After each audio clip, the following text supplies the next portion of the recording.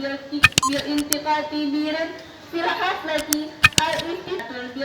بالانتقاء بيرا في حفلة.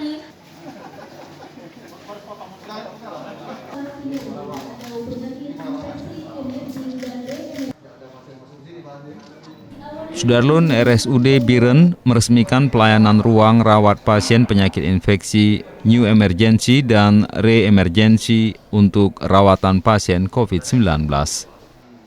Kini RSUD Biren telah memiliki IGD khusus pasien COVID-19 dan 16 ranjang untuk pasien.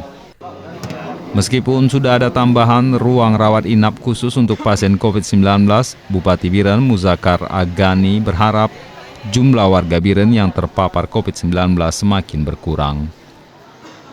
Dari Biren, Yusmandin Idris, Serambion TV.